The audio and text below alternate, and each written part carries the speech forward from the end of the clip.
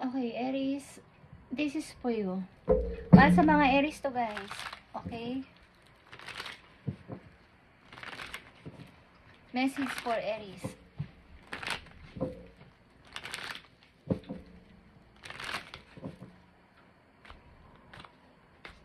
Para sa inyong pag-ibig. Okay, Aries? Ngayon ay December 19, 2024. Pag-ibig ng mga Aries, I need message. I need 3 message for Aries.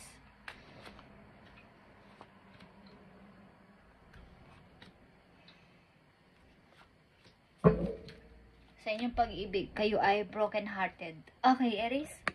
Something na kayo ay malungkot. Malungkot ba kayo, guys, today? O sa inyong kasalukuyan? Yeah. Maaaring pinipilit yung maging practical sa kasalukuyan, but ang pag-ibig na to ay over. Kailangan nyo mag-start ng bago, guys. Okay, Ace of Wands. Aries. Kailangan nyo mag-start ng bago. Ang pag-ibig nyo ay over na. Or tapos na. Sa inyong asawa, sa inyong kasintahan, okay? Sa inyong kasalukuyan, I mean. Tingnan natin ang inyong pag-ibig, Aries. December 19, 2024. At sana bago matapos ang December is tuloy-tuloy na kayo makapag-healing at makarecover sa inyong nararamdaman. Okay, mahirap ang aking camera, guys. Hindi ako sanay. Okay, guys. Okay, Aries. Tignan natin ang inyong message.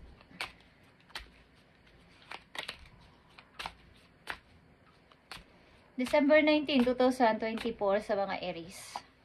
Sa kanilang pag-ibig. Ito man ay buhay mag-asawa or kasintahan nyo pa lang. Meron sa inyong gusto makipagbalikan. Reconciliation is here. Maaaring ito ay gusto makipagbalikan sa inyo, but divine timing ang maaaring mangyari dito is waiting. Kung tatanggapin nyo pa ang person na to o hindi na, is mangyayari kung mangyayari. At sa kasalukuyan, i-let go nyo muna ang person na to at put yourself first. Okay? Unang message sa mga Aries, Knight of Cups. Someone dito is want ng, kumbaga, plano mag-sorry sa inyo dahil sa third party situation na kanyang kinasadlakan. Other people may be interfering with this relationship and dimming its full potential. Maaring ang relation nyo ng iyong partner ay nagkaroon ng third party, kaya nagkahiwalay kayo o maghihiwalay kayo. Second message for Aries, nandito ang 5 of Cups. Something sayang. Sayang ang mga panahon, sayang ang pagmamahal ko sa'yo, sayang ang lahat. So, hindi nyo naiisipan na tumingin muna sa maaring future or sa maaring mangyari na good pa para sa inyo. Okay? Keep the door open, Aries. Tingnan nyo ang kabilang side. May mga tao pang nagmamahal sa inyo at maaaring may bagong persona paparating. So, tingnan ninyo ang paparating kaysa sa magmukmo kayo sa nakaraan na at over na relation na. Aries, 7 of Wands. Okay? Protect yourself. Stand your ground. Sa palagay mo ikaw ay nakasurvive na, protektahan mo ang sarili mo at dependehan mo.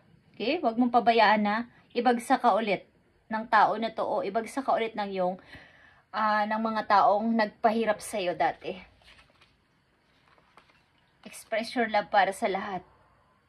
It's important to let people know that you love them. You have nothing to lose. Okay? Kung ikaw ay biguman sa iyong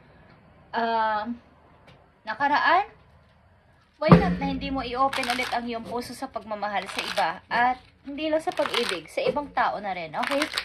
Para makita nila na ikaw ay, kumbaga ang ilan sa inyo ay nakatuon ang pansin sa tapos na na relation o kaya ay tapos na pero hindi nyo pa rin tinatapos ng tuluyan sapagkat umaasa pa rin kayo.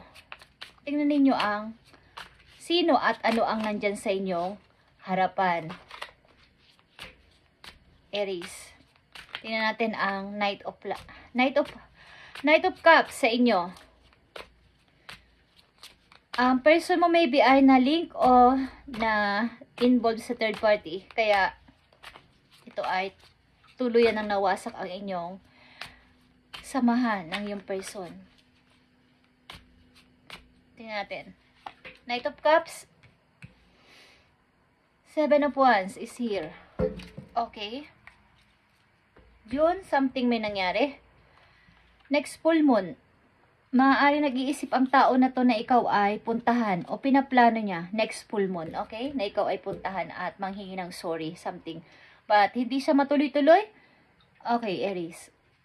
Seven of Wands is going so fast, slow down, take your time. Okay. Kumbaga, hindi nyo muna na-express ang inyong pag-ibig sa iba o bagong person, but slow down, take your time. Dahan-dahan lang. Move on ka rin. Ang mahalaga sa panahon ngayon ay bago matapos ang taong 2024 ay ikaw ay makamove on na ng tuloy-tuloy, Aries, at pakawalan na tong past na to na nanloko sa yung person, okay? At keep the door open sapagkat kung naghahanap ka ng pag-ibig, may bagong paparating sa buhay mo. May bagong person na paparating o maglalanding sa iyong harapan. Maglalanding. Okay.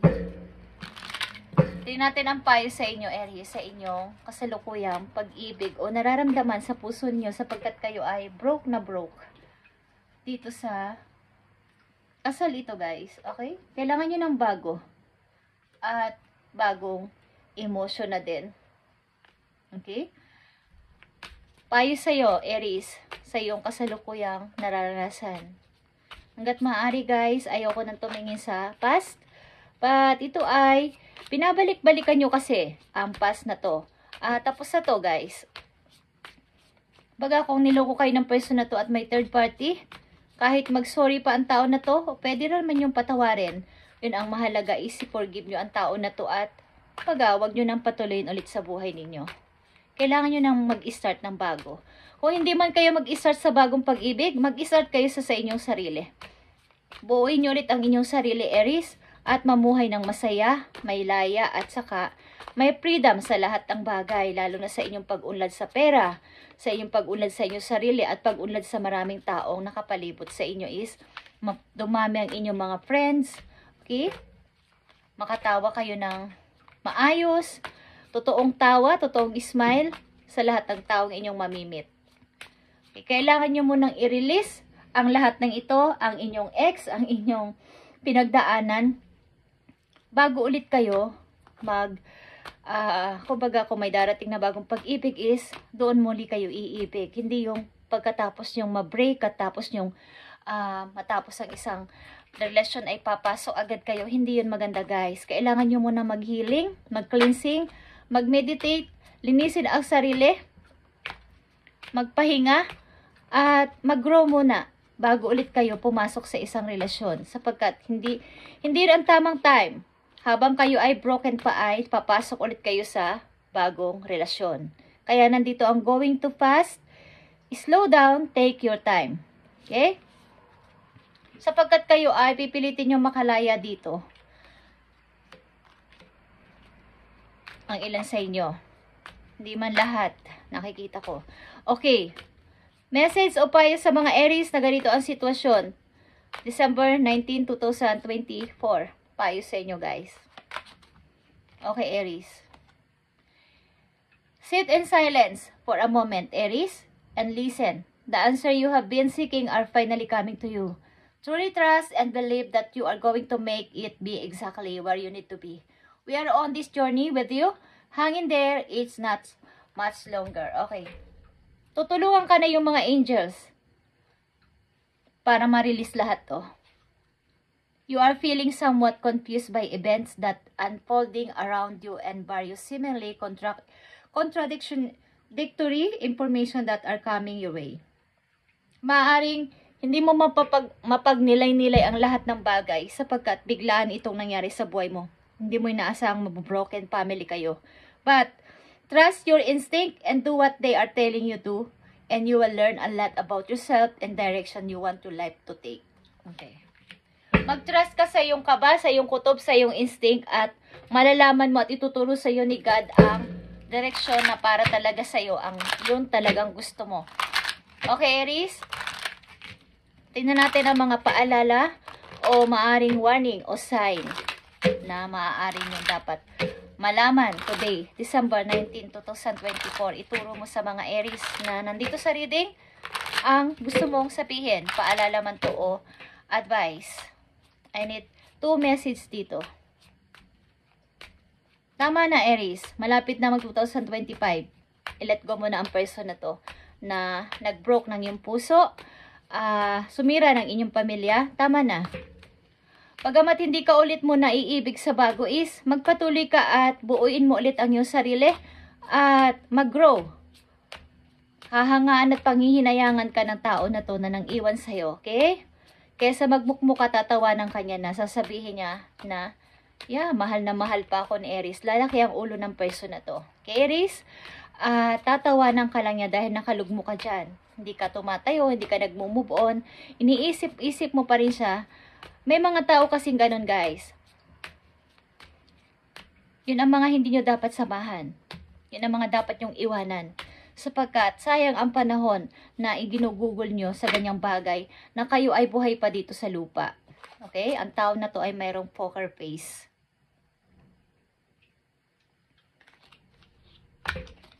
Hindi na to mababago. Okay? Aries, mapanlin lang ang person na to na iyong maaring pinakasalan or nakasama sa buhay. Okay? Ito ang nakikita ko. At isang message dito. Yeah. Poker face pa rin ang lumalabas dito. At mahilig sa sugal ang person na to. Mahilig sa sugal. Manluloko sa money. Okay? Nanunokso ng iba para bigyan siya ng pera. Maaring kaya sa umano sa third party sapagkat hindi nyo mabigay ang gusto ng person na to. Just saying. Okay? Tinampan natin ang isang message for you, Aries. Nandito ang words, sword or rose. Ang ibig sabihin nito, yung practical mong decision or kababaan ng loob mo o puso mo sa person na to. Kailangan dito ay truth, maniwala ka sa truth, sa clarity. At protection. Determination. Determination na ikaw ay aalis na dyan. At kailangan mong mamulat sa katotohanan na tapos na to. Love is over. Love is over. Tama na to at mag-start ka ng bago sa buhay mo, Aries. Ito ang payo sa inyo today, December 19, 2024. At, yeah guys, sana kayo ay magising na at matatapos na ang 2024 para maganda ang kalalabasan ng inyong 2025. Okay? Isang message na lang dito para sa inyo. Makakatagpo kayo ng taong mayroong unconditional love. At maaring kayo ay martir, ilan sa inyo mapagtiis sa pag-ibig na to, but hindi yun nararapat, guys, lalo na pag kayo ay bata pa. Kailangan ng chance sa inyong sarili mismo.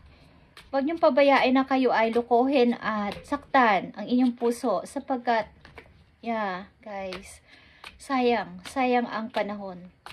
Huwag niyong isipin to kapag kayo ay matanda na at wala nang magagawa. Pag habang wala pa kayong kulubot sa muka, wrinkles, ay magpatuloy kayo sa buhay. Once na may nanakit at hindi kayo binigyan ng value o worth, alisan nyo agad. Okay? At magpatuloy sa buhay. Hindi man sa pag-ibig agad is magpatuloy at magpalago sa sarili at umunlad. Okay? Sayang ang panahon. Huwag kayo mag-aksaya ng ganitong time sa mga taong ganun sa buhay na walang gagawin o ginagawa kundi manakit ng damdamin ng ibang tao na nagmamahal sa kanila. Okay. Maaaring makikilala mong person ay galing sa iyong past life. Maaaring talagang kayo ay compatible or maganda ang chemistry kung about ito sa pag-ibig. Okay, tingnan natin ang message pa para sa iyo. Take a leap of faith, Aries. Only when you're willing to step out of your comfort zone will you reap great rewards. Okay, magpatuloy ka at may mga rewards ka matatanggap galing kay God at gratitude. Pagpatuloy mo ang kagandahang loob mo sa kapwa at marami kang rewards sa matatanggap. Okay? At pay attention ka talaga sa red flags about sa pag-ibig na to. Okay? Thank you and God bless, Aries. Bye and God bless.